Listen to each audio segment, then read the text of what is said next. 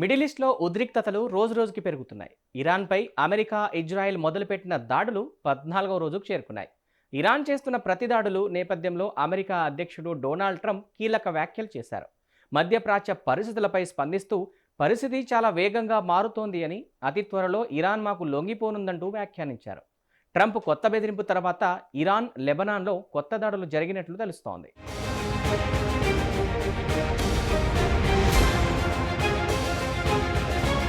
యుద్ధంలో America, Israel కూటమి గెలిచిందని ఇప్పటికే ట్రంప్ ప్రకటించారు. ఇక హర్ముజ్ జలసంధి మూసివేతతో ఉత్పన్నమైన సరఫరా సమస్యల కారణంగా చమురు ధరలు పెరగడం ద్వారా అమెరికా గణనీయమైన డబ్బు సంపాదించే అవకాశం ఉందని అన్నారు. ఇరాన్ ఇంధన బెదిరింపులు చేస్తున్నప్పటికీ అణ్వాయుధాలను పొందకుండా అడ్డుకోవడమే తమ ప్రధాన లక్ష్యమని స్పష్టం చేశారు.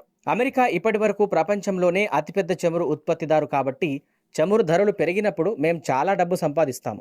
ఇరాన్ అణు ఆయుధాలను కలిగి ఉండకుండా అడ్డుకోవడం ఎంతో ముఖ్యమని ఆయన సోషల్ మీడియాలో పేర్కొనడం చర్చకు దారితీసింది.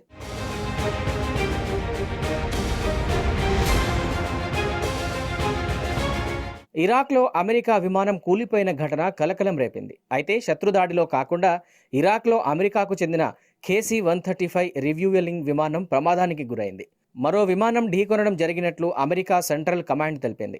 ఇటు ఇరాక్లోని కుర్దిస్తాన్ రీజియన్లో జరిగిన దాడిలో ఒక ఫ్రెంచ్ సైనికుడు మరణించగా మరో 6 గాయపడ్డారు.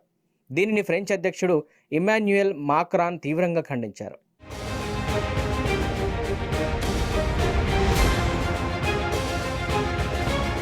మార్చి 12న ఇరాన్ నుండి ప్రయోగించిన 10 బాలిస్టిక్ క్షిపణులు, 26 డ్రోన్లను యునైటెడ్ అరబ్ ఎమిరేట్స్ విజయవంతంగా అడ్డుకుంది.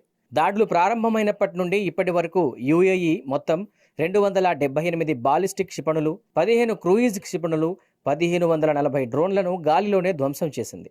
దుబాయ్ మధ్య భాగంలో క్షిపణి శకలాలు పడడంతో ఒక భవనం పాక్షికంగా దెబ్బతిన్నప్పటికీ ఎలాంటి ప్రాణనష్టం జరగలేదని అధికారులు తెలిపారు.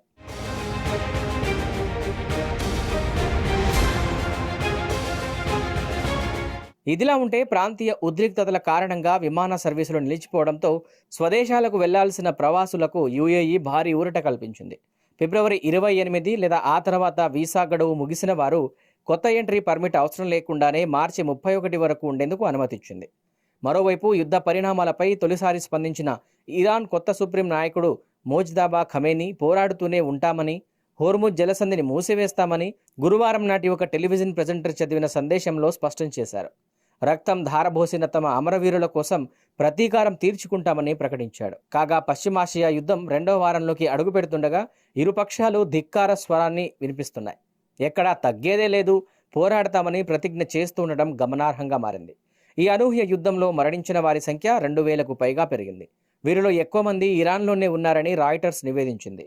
ఇరుపక్షాల భీకర దాడుల మధ్య కొనసాగుతున్న యుద్ధం లక్షలాది మంది జీవితాలను అస్తవ్యస్తం చేస్తోంది.